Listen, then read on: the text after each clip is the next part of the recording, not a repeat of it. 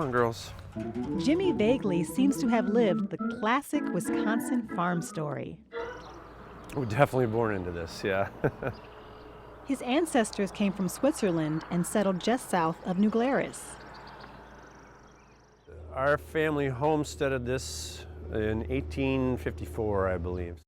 His father was a pioneer in bovine genetics and helped bring the World Dairy Expo to Madison.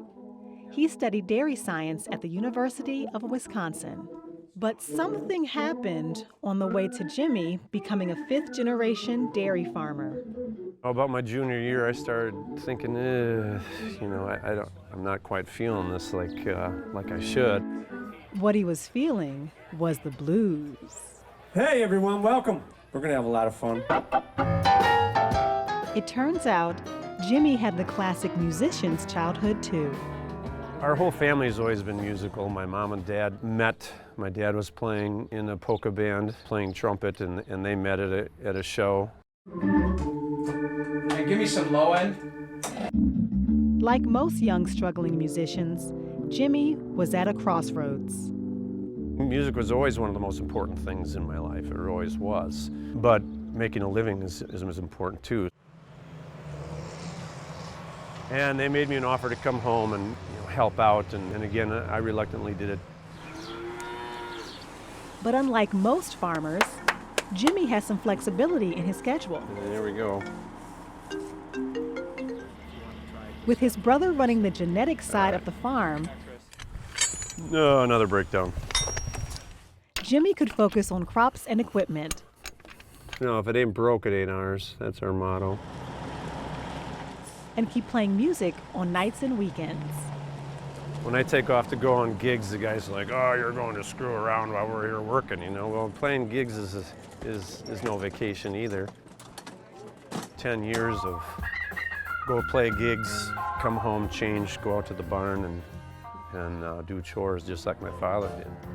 Eventually, his day job took a backseat after a certain festival in Wausau. And we're playing, and I'm playing a solo, and I get done with the solo and got a standing ovation. It was great, and it was really cool. And we get done with the show, and my dad came up to me and he said, "I was so proud," and then choked up and just walked away. And so that was the day that I became a musician first. Can you believe we get paid to do this? We get paid to do this.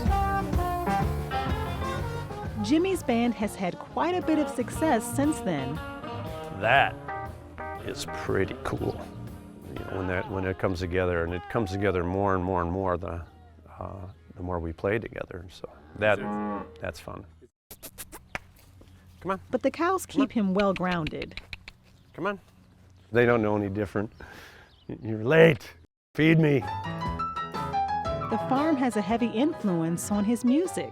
I'm constantly writing stuff down or hearing a rhythm inside, hearing a groove inside. Yeah, that happens all the time. Most of the songs that I've written have for sure been down here at the farm either. Baby, please, please, baby, please don't go. But you won't hear him sing about the Brown Swiss Blues. It's almost like sacrilegious in a way. I almost feel like I shouldn't do it. It's too obvious in a way. He's found other ways to merge his two lives, like building rolling legs for his 300-pound Hammond organ. This is what a farmer does when he's got a few extra minutes on board with some metal. The most profound crossover is located just outside his front door, where an old barn will become his music studio. It was at the home farm. It was built 110 years ago by my great-grandfather and grandfather. When the old barn needed to come down, Jimmy decided to rebuild it at his place. When we took the outside boards off, it exposed some writing that was on the oats bin inside the barn. And in there was signatures from my dad when he was a child, and my uncle had carved his name in there. He thinks the wood came from trees on the property. Yeah, it says horse barn raised November 9, 1903. This whole corner is going to look like the oats bin. This is going to be my music studio. He believes his polka-playing father would have appreciated this space. I can sense my dad and my grandfather in there all the time.